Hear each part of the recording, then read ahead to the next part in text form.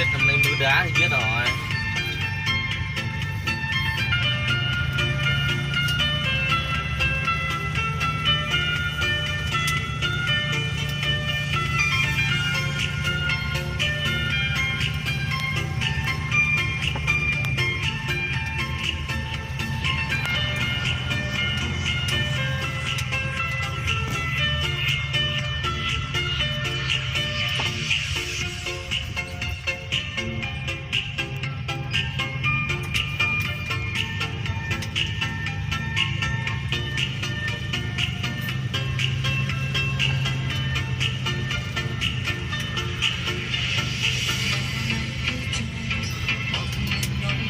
Quá đỏ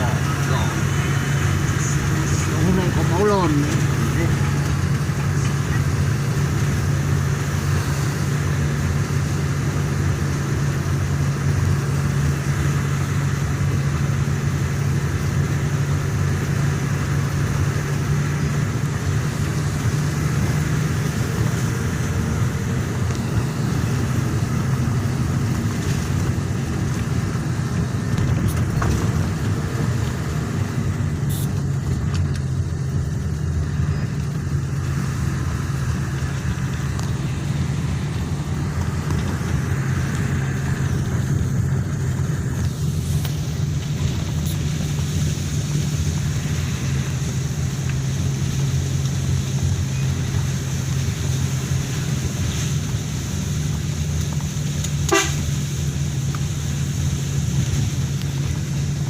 Mẹ nó 2 lần bắt vào liệu lấy gạo cho mình phát đi luôn.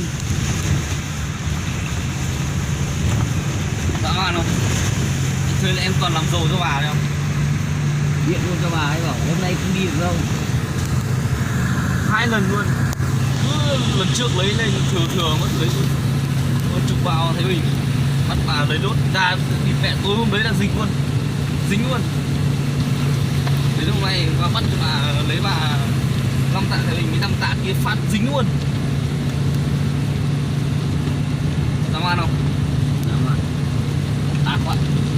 Giờ không chỉ bắt bà lấy gạo nhiều được. Còn lâu đâu mà lấy.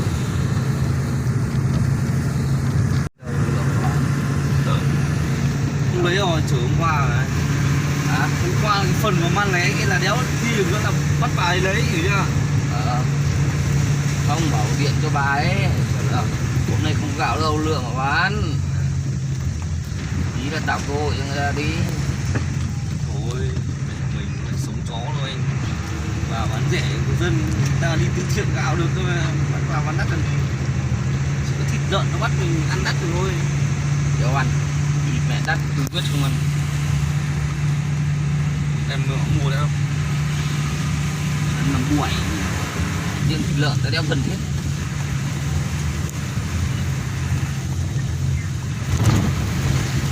Này có xe xi lên làm nút xe xi đi nó lửa. Vậy nó sống đông rồi.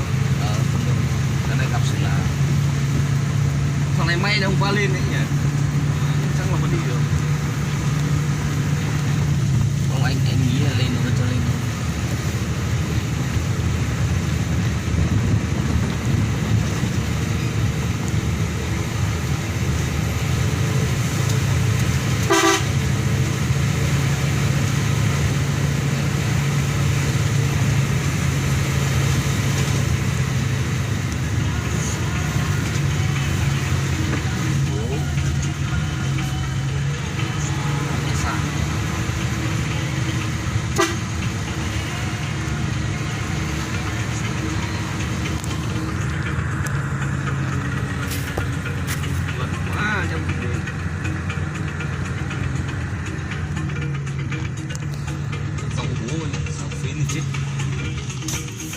Nhiều lên rồi.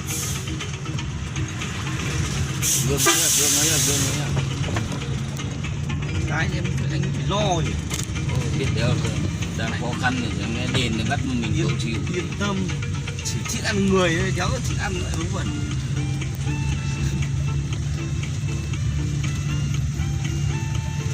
Ăn là phải miếng to, đúng không?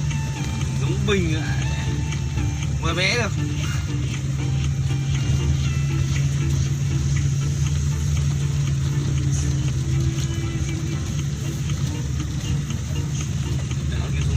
nhanh hơn mình. Hàm ở trơn. Điện chiến sáng nay em chở thuốc xuống cho anh nhưng mà nó chỉ cho đến Vân Trải thôi anh nha. Người đang Khải rồi anh điện cho nó lên mà lấy. Khải người Đồng Văn. Có quăng.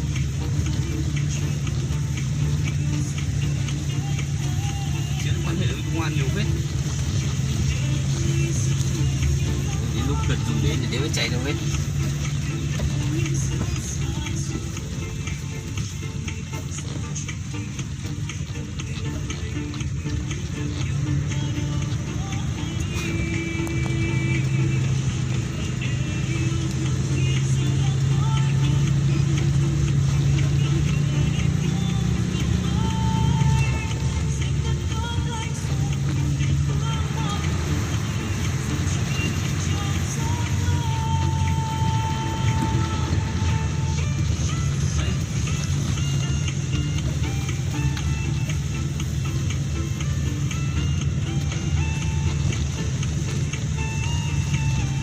Đây chưa có cục điện cái gì.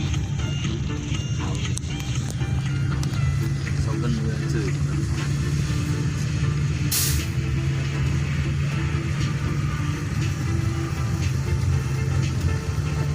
Mẹ quá con cây thì hôm nay thì vỡ trận nhờ. Trận hôm nay thì đúng là Một quá. con cứt thì mẹ thằng Hội nó lên nó bảo đi ông lừa tôi, người lừa cái gì? Ông bắt ông thằng Hoàn nó bảo tôi là con cây tối lên uống rượu. Ở đâu? Cái địt mẹ ở tủ lạnh nha. Tao lại đi giấu nó à? Mẹ tao chưa bảo nó, tao còn chưa thèm nói gì nó. Cậu đấy bảo nó rồi. Em bảo lên uống rượu nữa đâu. Nó bảo là Em bảo à tối lên uống bắt rượu. bắt được con cây. Anh bắt được con cây. Anh có bảo anh gì chưa? Anh bảo chưa? Anh bảo à, có gì nó phát gọi anh. Thế thôi, đừng nói đéo là lên uống rượu đâu. Mà ăn hôm qua là đúng ấy. Hôm nay thì sang đồ tháng mới ăn. Ăn phát địt mẹ tối có ca Covid nữa luôn. Được. Phải không? Bị cả thế giới được mà. Nhưng mà lẽ ra hôm nay mình ăn thì hôm nay mình có là sao? Đúng không? Cậu để đem thế giới ra ngoài.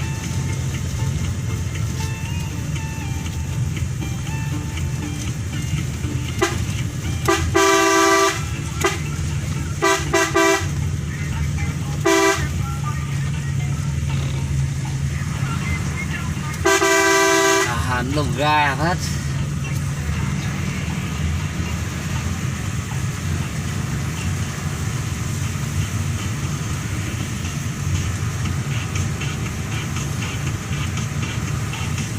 Về lại hôm vợ ngủ ấy.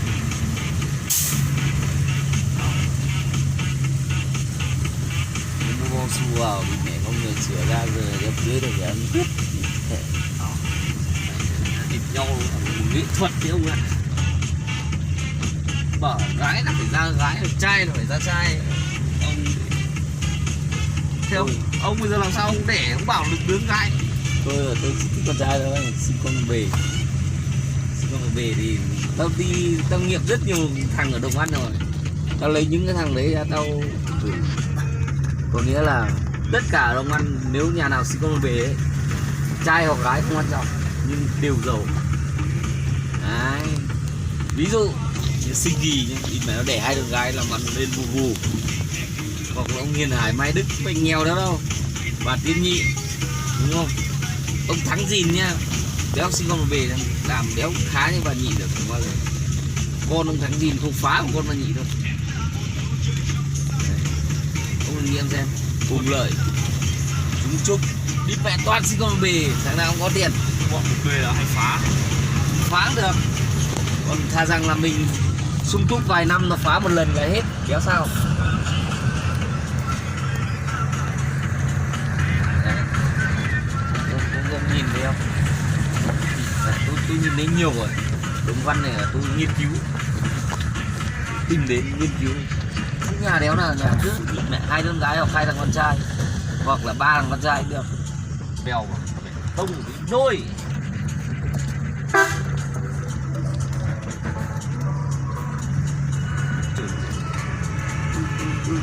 Ui. Đông đi một đôi.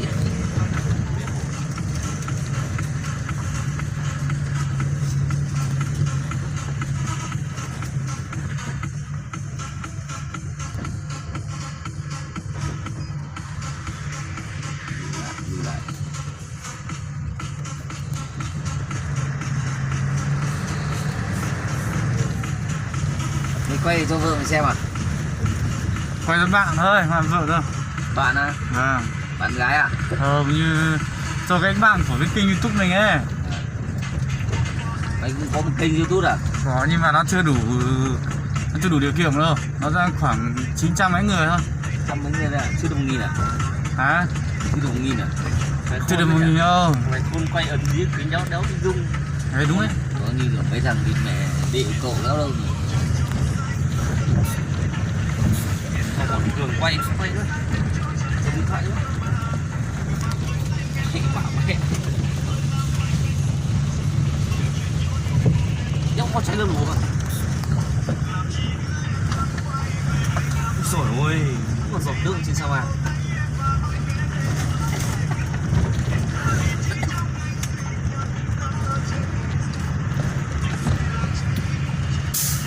Mẹ về vợ mình bất ngờ lắm ấy nhỉ? Cái béo này thì tại chồng mình 4 giờ sáng dậy đi làm, một giờ lại bo về đây rồi. Ngu thì không, điện nó rung. Đi dậy nhân cách nhanh một chương lên đây rồi. Ông con mở hay lại tao lại mơ ngủ à? Vừa sáng gọi mình giả tù đâu rồi đã lên rồi.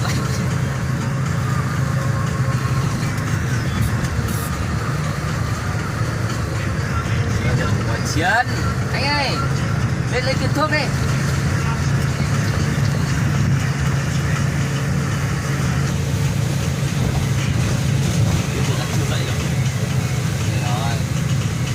Chưa, giờ lẽ chính trị mà dậy thì lại hoàn tức là đi bộ về Đồng Văn luôn. Riêng Chiến cứ phải đậy mắt